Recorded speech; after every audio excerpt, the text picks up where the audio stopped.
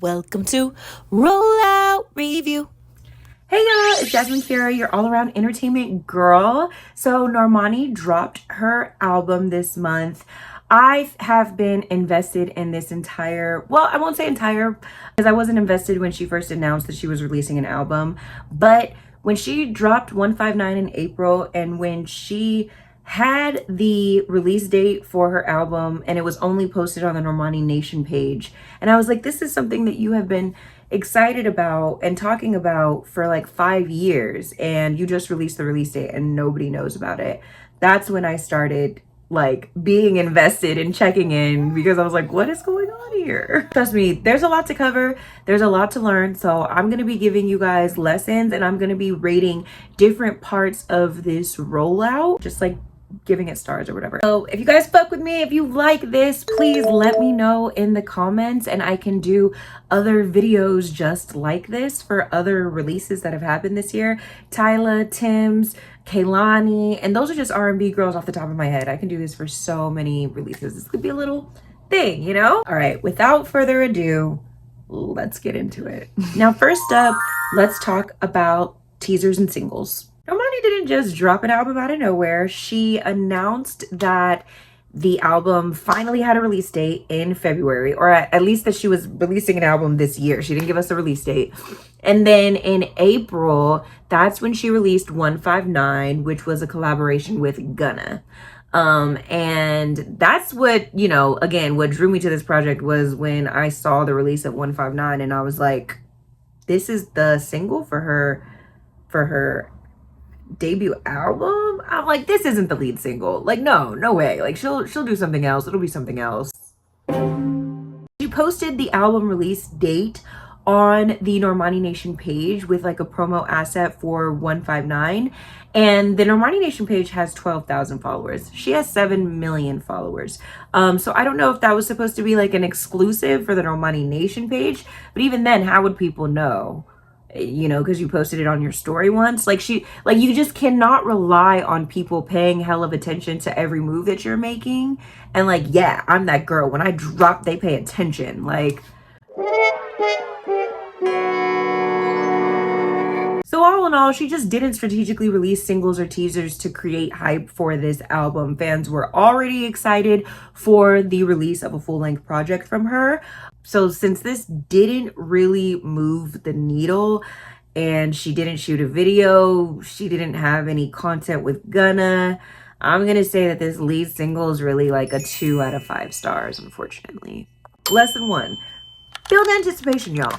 Release those singles, tease your audience, and keep them wanting more. Next, let's dive into the social media campaign. This is a critical part of any rollout, and honestly, where Normani's campaign faced the biggest amount of criticism. I make these critiques out of love because I genuinely want to see a Black woman in R&B succeed. So without further ado, let's get into it. Now, Normani's Instagram campaign was aesthetically very much on point, very aesthetically pleasing. If you go all the way back and look at the captions on her photo, she's actually teasing like lines from her songs, which is a strategic and cute way to tease your music if we knew what you were talking about. But that's still cute. But beyond that, she didn't consistently post engaging content on her main page to promote her debut album. Now, you might be like, well, what's engaging content? What could she have posted? I got you. First is milestone celebrations.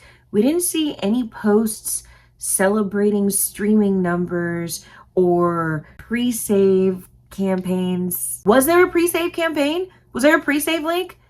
Like, I'm not even trying, I don't think that was a thing. So no streaming milestones, no pre-order numbers or other achievements. So that's 1. 2, BTS, behind the scenes content. You know, you get something on her story every once in a while, which is cute, but there's like strategic and intentional behind the scenes content that you can post that is going to be engaging for your fans. Fans love seeing the process. Normani could have shared clips from like rehearsals from in the studio that showed the process of this album coming together. Fan contests as well as challenges are something that was missing from this campaign. While fans actually created their own like dance challenge to Candy Paint, she did not incentivize any of these, or she didn't incentivize any merch contests or dance challenges. And she did like a culmination video, but she again posted that on the fan page. If you want to show your fans appreciation for their support, you post it on your main page with 7 million followers, not on the fan page with 12,000. Aww. Another thing that could have been another form of engaging content is if she posted the clips from the interviews that she was doing where she's sharing personal stories and things about the album actually on her page. Like this pop star aesthetically pleasing curated thing is so 2017, 18, 12, I don't know. But post-pandemic, we are more connected as a country than ever, just in each other's, lives and things like that. And fans crave that, and that did not come through in this campaign in her social media content. Now, here's the kicker. It's not like fans didn't tell her this. Fans, if you go to the Normani Nation fan page, in almost every comment section, it is her fans practically begging her to post that stuff on her main page. And it comes out of a place of love because they want her album to be successful as well. Then there's the issue of engagement. We're gonna talk about it. Let's just talk about it. Not engaging with your fans is a huge missed opportunity for organic promotion for your project. Fans feel special when you comment them, when you like their comments, when you repost their things on your main page, like the real person that you are. Fans want to feel seen and heard, and they want to feel valued. Take the Summer Walker route with the Still Over It rollout. Summer Walker, she be on social media, but maybe the things that she say didn't always come out the way that she wanted them to be received. So with the Still Over It rollout, shout out to Kay Bryant, I'm always give her flowers. She was the personality behind Summer Walker's hard drive, and she ran that account, and she's also a fan of Summer Walker's, and you could tell. And I think that fan account numbers were huge. So if you wanted to do that same thing with this Normani Nation account, if that's what the label was going for, you missed because you did not give the account a personality. That's what's missing from Normani. Why would you do the same thing with her fan page? Why would we do that? Like, hello. So just for comparison, let's do a side-by-side of these accounts. Actually, you know what? Let's do a breakdown of how many people posted. And then let's, just for fun, let's throw Tems in the mix. Tems also released her debut album. She has 5.9 million followers. She's a soul star. Okay, baby? Now let's go side by side and do a comparison. Normani announced her release, or her album was coming out in February. She teased the debut single in April, and that's where she soft released the announced date. I guess she's hard. Anyways, she posted a total of 21 times during this rollout, 7 of those being reels. The Normani Nation page posted a total of 37 times, 21 of those posts being reels. Now, Tems, who announced her album release on April 15th, she posted 26 times.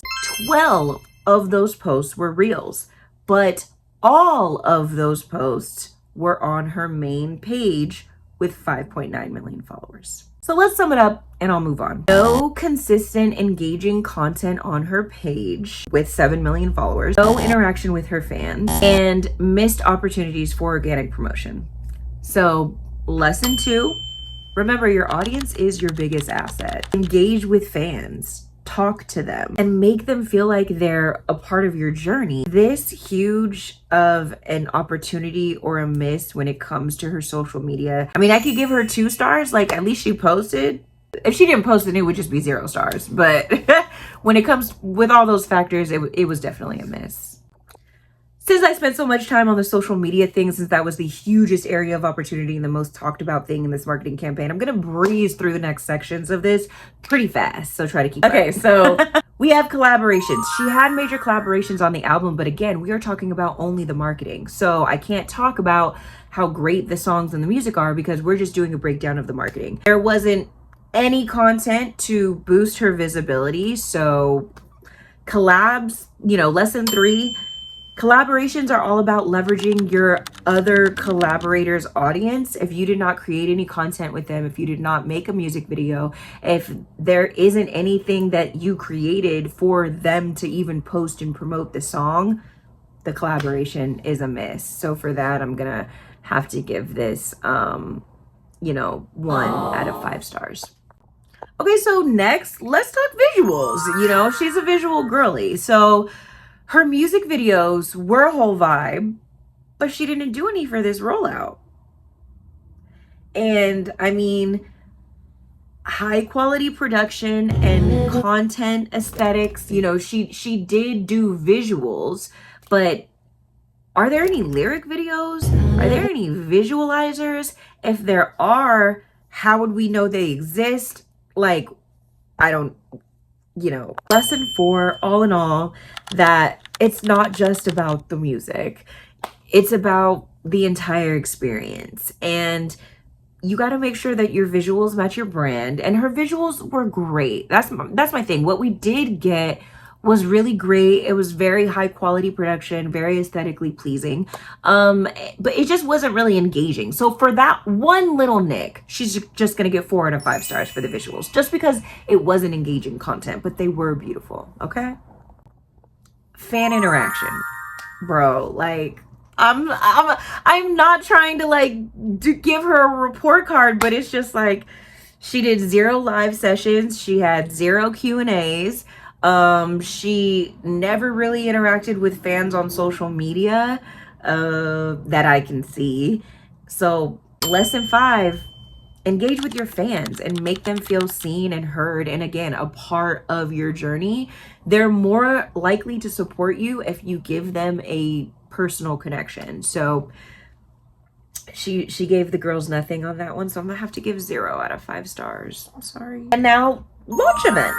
I believe that she had an album release party. I saw her post something about it. She had pulled up in a beautiful car, and it looked like maybe they were outside or in a parking garage, and it looked like it was a fan experience. It did not look like a proper release party where you invite all of your friends and celebrity guests and everybody can listen to the album for the first time. Curated cocktails that are named after tracks on the album. This is release parties that I've done for independent artists that have that kind of stuff. And at the end of the day, special events make your release memorable. There could have been a fan event. There could have been a proper release party. There could have been pre-release events where people got to listen to snippets of the album. I did my whole get your dope of dopamine, stands theory in another video. You guys can go look at that. Lesson 6, whether it's a live performance, a listening party, or a virtual event, make your fans feel special, and you got to give the girls something to be excited about and to talk about. She had an event. She posted content from it. Again, there was a missed opportunity by not having a proper listening party with celebrities and things like that. So I'm gonna have to say that we'll just give it 2 stars. So last but not least, let's not forget about post-release strategy. That's actually one of the biggest switches in the music industry, is that not just all about the pre-release and the tease, it's about the post-release promotion of a project and how long you can sustain the life of that project, keep it fresh, and keep it in front of people. So how long we gonna keep the momentum going? We haven't really built it up any momentum to keep going, but that's okay. We can still do that in the post-release. I think fans would love to see tours, merch drops, live performances, maybe even just meet and greets, some. Lesson 7 is to keep engaging with your fans. Keep creating content. I mean, I would say keep, but she never started. So now is the time to start. Start creating content that is low lift, that's on your phone, that doesn't have to be super crazy or hard to duplicate and to sustain. And that is personalized to you, you know, whatever that may be, but you have to start doing something to figure out what that is. So what are the key takeaways from Normani's rollout if we want to wrap this up and put a bow on it? Plan your rollout like a pro, build anticipation, engage with your audience, focus on high quality visuals as well as engaging content that doesn't have to be so curated, create memorable events, and keep the momentum going after your release, and your fans will thank you. And the special thing on that is don't play with your fans. Don't ignore your fans. Engage with your fans. Fans are the just more relevant than ever. You can't just give the girls whatever and they're gonna eat it up because labels are pushing you to radio and that's all they have to eat.